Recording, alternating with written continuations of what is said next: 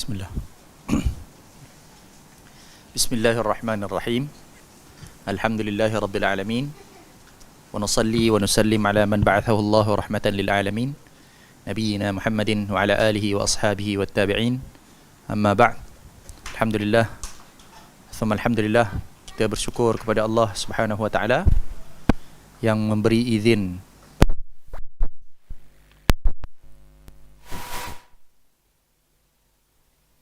dalam Islam, yang mana dia ada di dalamnya malam, salah satu daripada malam 1000 bulan, lebih baik daripada 1000 bulan, yang mana ada hadis Nabi SAW yang menyebutkan tentang perihal dua orang sahabat yang sama-sama bersaing sama-sama bersaing selepas mereka masuk Islam.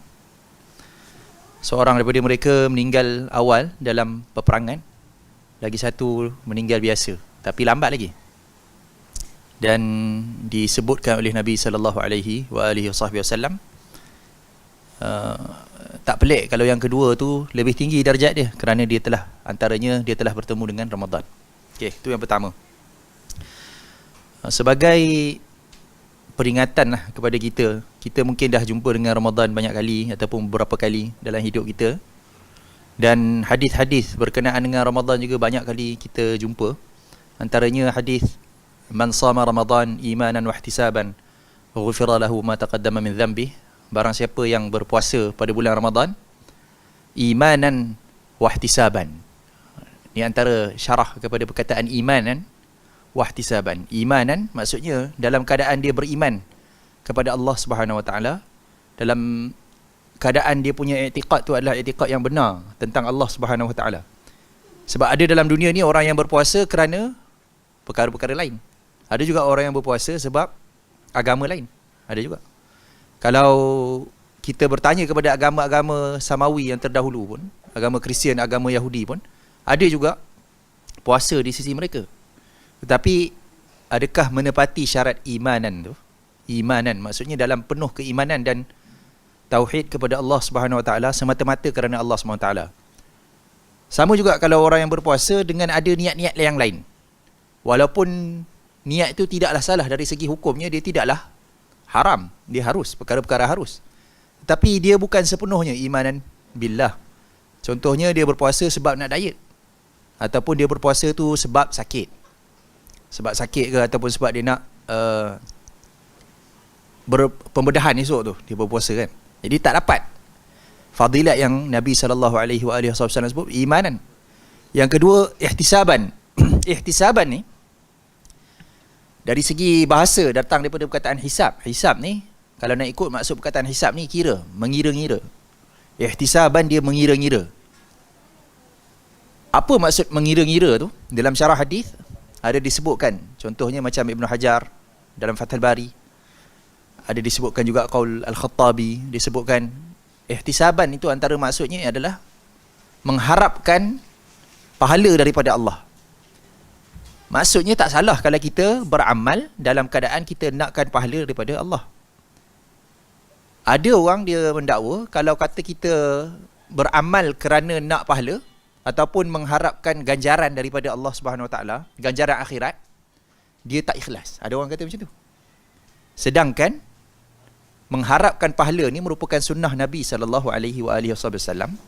dan juga dipuji oleh Allah Subhanahu wa taala dalam Al-Quran. Walaupun ada hadis yang Nabi SAW sebut yang kita ni bukanlah masuk syurga kerana amalan kita, tapi mengharapkan pahala daripada amalan tu adalah sebahagian daripada tuntutan syariah. Tuntutan Allah Subhanahu wa taala dalam Al-Quran dengan banyaknya ayat yang bercerita tentang pahala dan ganjaran-ganjaran akhirat, dan juga dalam hadis Nabi SAW. Jadi imanan, syarat pertama adalah imanan tu, iaitu benar-benar ikhlas kerana Allah Subhanahu wa taala, dan yang kedua adalah ihtisaban, kerana mengharapkan pahala daripada Allah Subhanahu wa taala dan juga ganjaran di sisi Allah Subhanahu wa taala. Perkara ketiga pula, antara sunnah Nabi SAW dalam bulan Ramadan.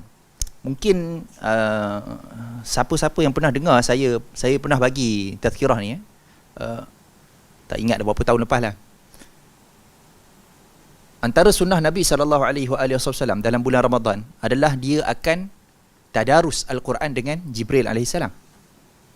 Perkataan tadarus tu dalam bahasa Malaysia memang dah digunakan terlalu meluas sangat, sehingga kita menyangka tadarus tu adalah tilawah. Sedangkan tilawah pun bahasa Arab juga. Tilawah ni maksudnya membaca, ataupun membaca satu ayat demi satu ayat sehingga habis. Itu tilawah. Tapi perkataan tadarus datang daripada perkataan daras, maksudnya belajar. Tadarus saling mempelajari.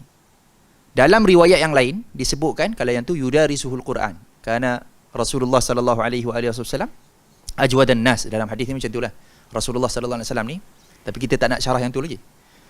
Rasulullah sallallahu alaihi wasallam pada bulan Ramadan didatangi oleh Jibril, yudarisuhu maksudnya saling mempelajari Al-Quran. Apa yang dia belajar daripada Jibril alaihi salam? Dalam riwayat yang lain yu'ariduhu. Mu'aradah ni apa dia? Mu'aradah ni maksudnya dalam bahasa Arab, arad ni maksudnya mempamerkan. Jadi sunnah Nabi SAW bukan tilawah dengan Jibril. Bukan lawan tilawah. Macam kalau kita sekarang ni buat tadarus kan. Dah jadi kebiasaan tadarus kan. Kita baca, tu sambung kan. Tidak ada dalam sunnah Nabi SAW maupun para sahabat macam tu. Rasulullah SAW mempamerkan. Kalau kita terjemahkan perkataan Arab tu kepada pamer, mempamerkan. Kalau orang yang pergi ke negara Arab, dia ada ma'rad. Ma'rad ni maksudnya pameran. Ma'rad ni maksudnya pameran. Yu'ariduhu maksudnya Rasulullah SAW mempamerkan bacaan dia terhadap Al-Quran dan kefahaman dia terhadap Al-Quran kepada malaikat Jibril AS, yang mana malaikat Jibril AS adalah yang membawakan wahyu tu daripada Allah Subhanahu Wa Taala. Jadi apa sunnah yang sebenar dia? Sunnah tadarus tu macam mana? Sunnah tadarus yang sebenar ataupun sunnah mu'aradah Al-Quran yang sebenar di sisi Rasulullah SAW adalah dia memeriksa kembali sama ada bacaan, mengikut setengah ulama bacaan lah. Macam kalau kita sekarang ni budaya orang Malaysia, budaya orang Melayu punya cara belajar Al-Quran, kita belajar cara membaca Al-Quran. Tak kira lah kita guna kaedah Baghdadi ke kaedah apa saja kaedah lah, Iqra' ke apa kaedah pun, bila kita dah habis kaedah tu, dah habis dah. Kira kita ni dah kira Syekh Syuraim dengan Syekh Sudah. Tak payah betul kan? Sedangkan Rasulullah SAW, dialah yang paling fasih dalam sebutan. Dialah yang mendengar bacaan Al-Quran tu daripada Jibril AS secara terus. Tetapi setiap tahun dia akan mempamerkan semula bacaan dia kepada Jibril AS. Jadi sunnahnya dalam bulan Ramadan, kita memperbetulkan balik bacaan kita. Kalau kita kata bacaan kita dah betul sekalipun, kita mempamerkan balik bacaan kita tu kepada orang yang lebih mahir. Kadang-kadang kita ada kesilapan disebabkan oleh lidah kita ataupun disebabkan oleh bahasa kita yang asal bukan bahasa Arab. Tapi disebabkan kita dah boleh berlatih dan membiasakan diri, lama-lama lidah kita boleh ikut. Antara kelebihan kita ni di Nusantara ni, lidah kita ni senang meniru orang. Kita senang tiru. Tapi kalau kita tak latih, memang tak jadi.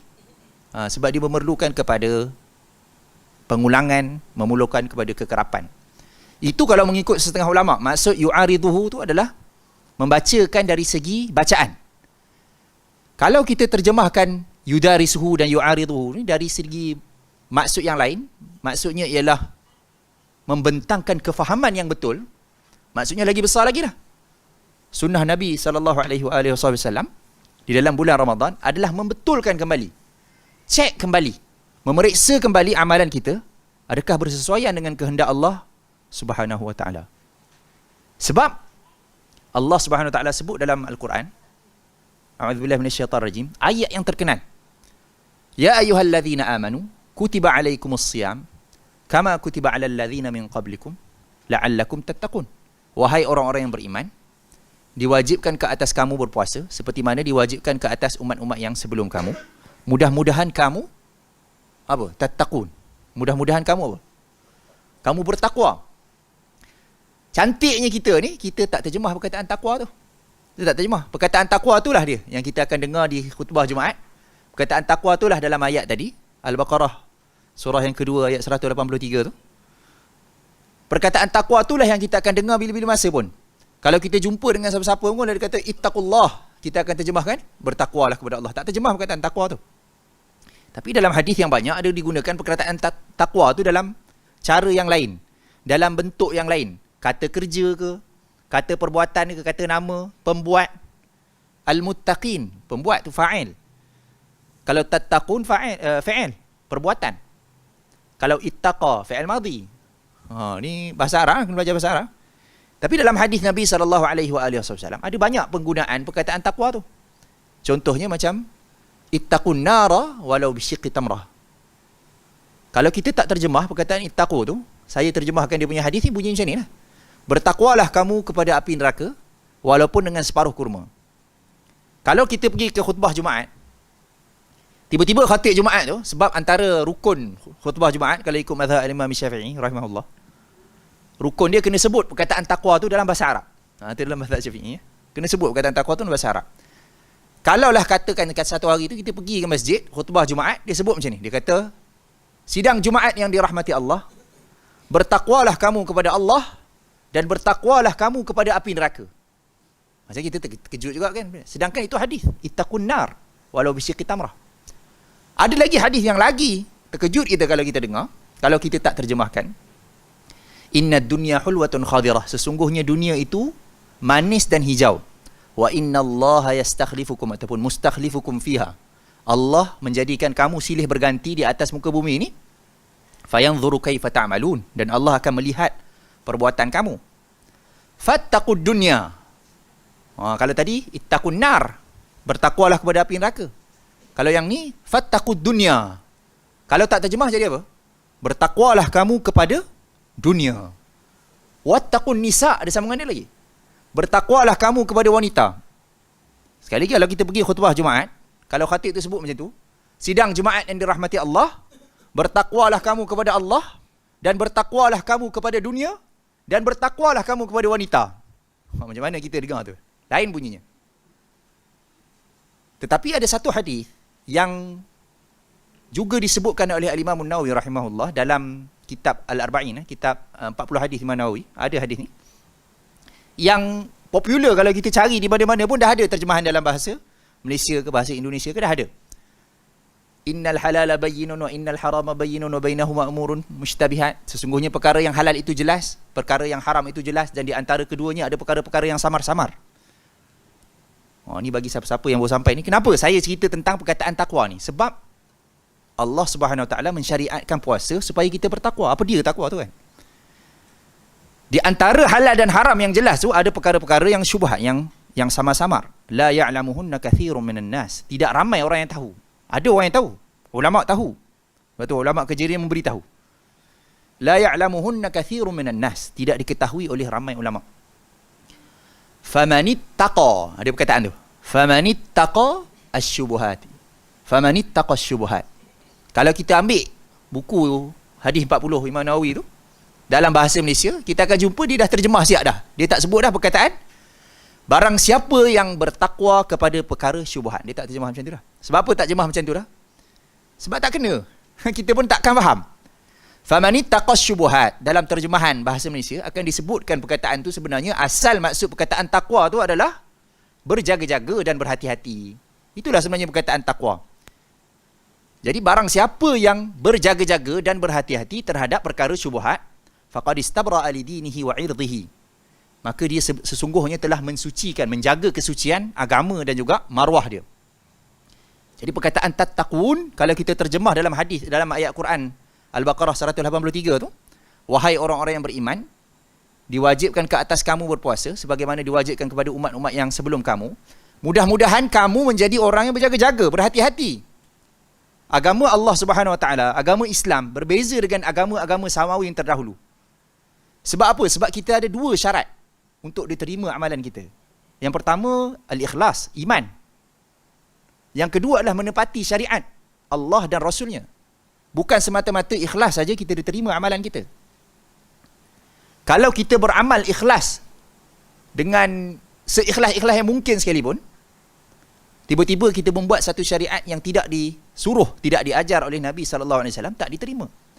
Jadi apa sunnah Nabi tadi di dalam bulan Ramadan? Setiap kali bulan Ramadan, Rasulullah akan memeriksa kembali Al-Quran dia dengan Jibril alaihissalam. Itu sunnahnya.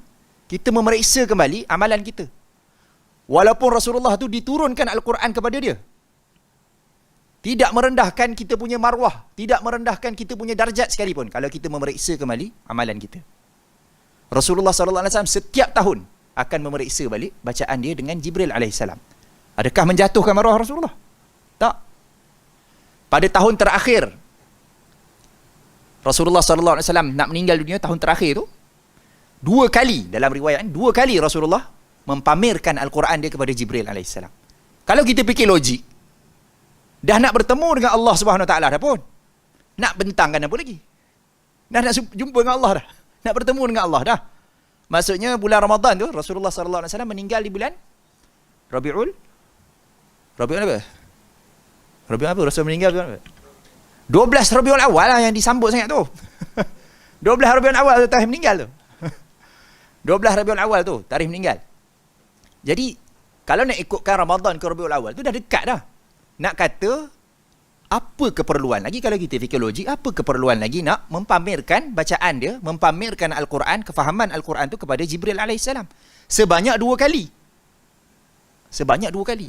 Jadi dari situlah kita dapat kefahaman bahawa sunnah Rasulullah SAW apabila datangnya bulan Ramadan, kita memeriksa kembali amalan kita, keimanan kita, bacaan kita terhadap Al-Quran, terhadap apa yang Allah Subhanahu Wa Taala turunkan.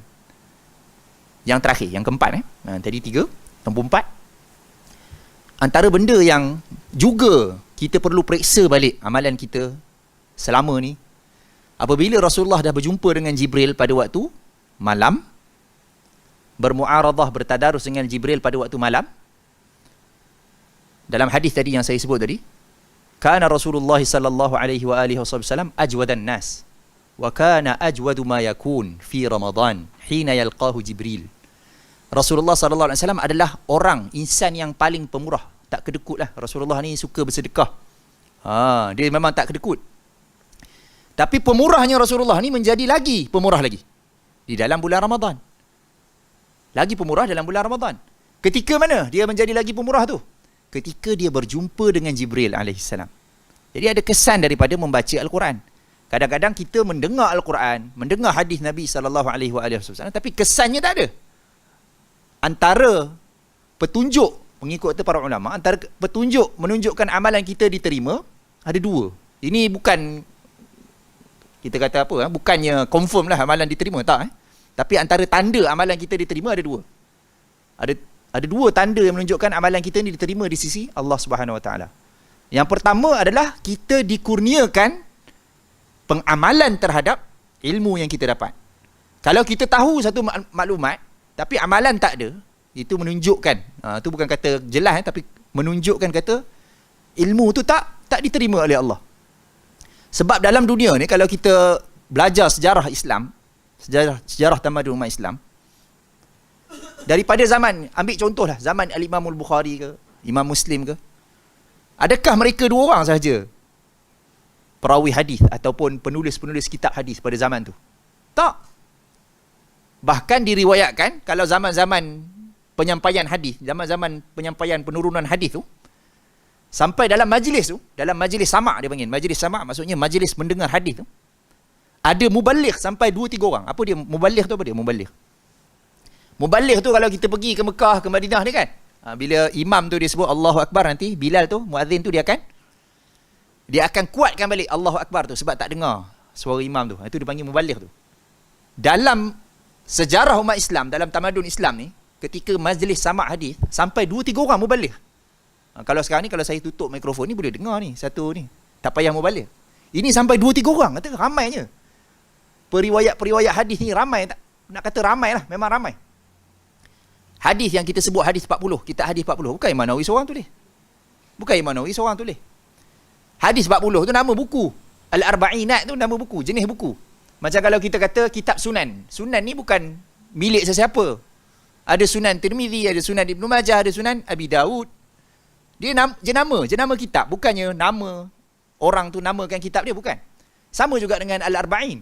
Himpunan 40 hadis ni bukan Imam Nawawi seorang tu dia. Tapi antara petanda ilmu itu diterima adalah menjadi amalan. Kalau ilmu yang kita dapat banyak tak diamalkan, kita kena cek balik lah. Kita kena ittaqah balik lah, cek balik. Betul ke kita punya ilmu yang kita ambil itu benar-benar ikhlas kerana Allah SWT. Tanda kedua disebutkan oleh para ulama adalah konsisten. Ahabbul a'mali ila Allah adwamuha wa in qalla.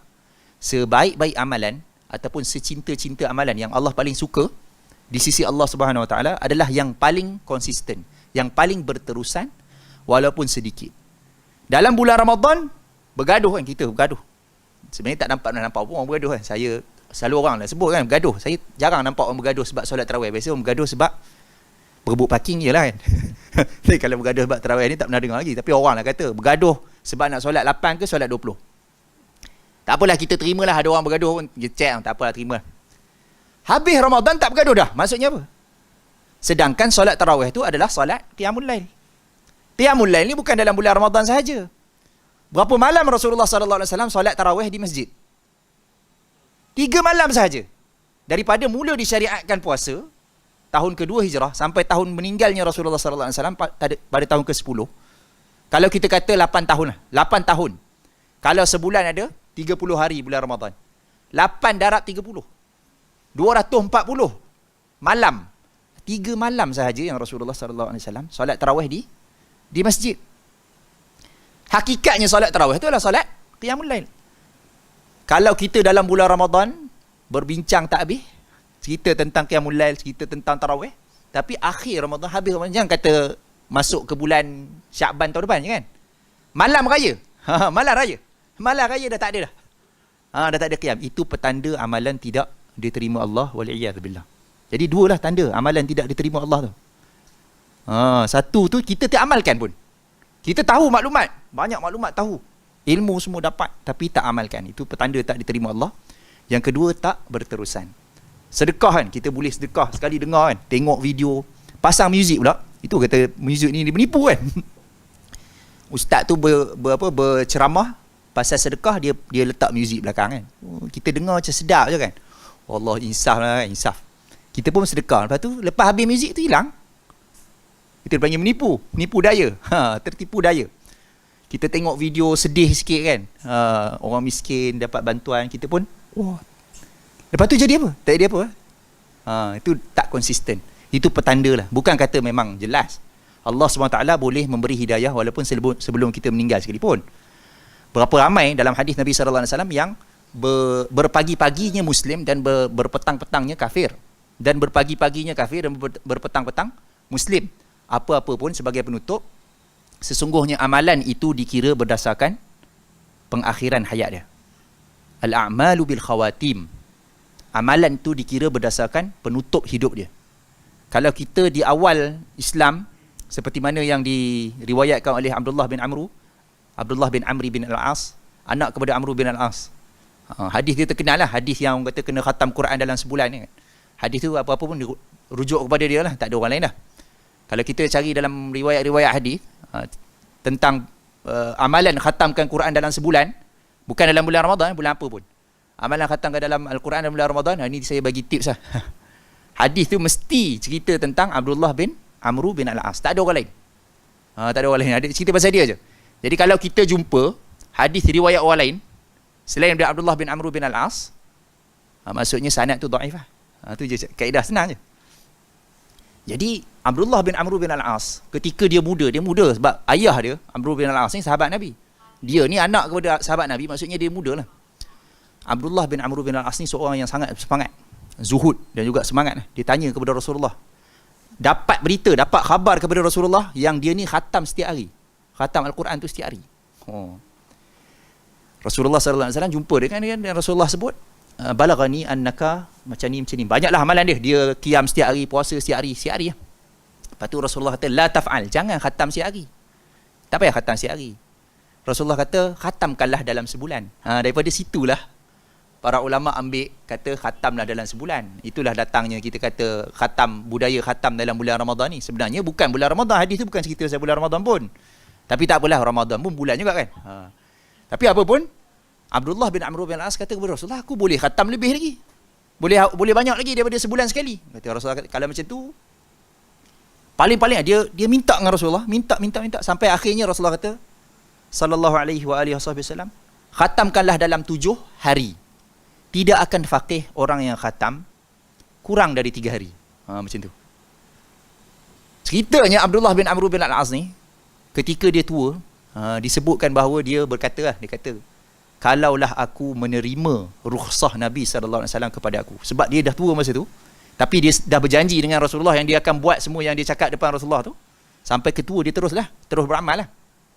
Tapi ceritanya dia kata, kalaulah aku menerima rukhsah Nabi SAW. Jadi penutupnya apa tadi? Al-a'malu bil khawatim. Amalan kita ni berdasarkan kepada penutup kita. Mungkin muda-muda kita dulu belajar macam lain. Tiba-tiba kita tua belajar macam lain. Kita kata macam, habis tu sia-sia lah amalan muda. Tak sia-sia. Allah Subhanahu Wa Taala ni Maha Pemurah. Allah Subhanahu Wa Taala ni Maha Pemurah. Habis tu takkan kita nak kata orang yang baru masuk Islam sia-sia amalan dia semua. Tak sia-sia. Allah membersihkan dia suci. Macam orang yang baru dilahirkan. Bersih, tak ada masalah. Jadi insya-Allah setiap bulan Ramadan, jadikanlah bulan Ramadan ni bulan untuk kita tattaqun, kita cek balik, periksa balik amalan kita bertepatan dengan apa yang Allah SWT dan juga Rasulullah sallallahu alaihi wasallam ajar. Mudah-mudahan kita termasuklah dalam kalangan man sama Ramadan imanan wa ihtisaban ghufira lahu ma taqaddama min dhanbi. Diampunkan baginya dosa-dosanya yang telah lalu. Apa lagi yang kita nak selain daripada dosa diampunkan? Tak ada dah benda lain. Kalau kita minta benda lain pun, benda lain tu semua akan habis. Kita minta Allah SWT bagi kita kejayaan, kita minta Allah SWT bagi anak yang saleh, semua benda itu akan habis. Tapi yang paling penting ialah kita dapat pengampunan daripada Allah SWT. Mudah-mudahan kita diampunkan oleh Allah SWT dalam bulan Ramadan kali ini. Jadi saya rasa cukuplah sekadar itu tazkirah pada maghrib ni insya-Allah, isyak ni insya-Allah. أقول قولي هذا وأستغفر الله العظيم لي ولكم والحمد لله رب العالمين وصلى الله وسلم على محمد وعلى آله وأصحابه التابعين.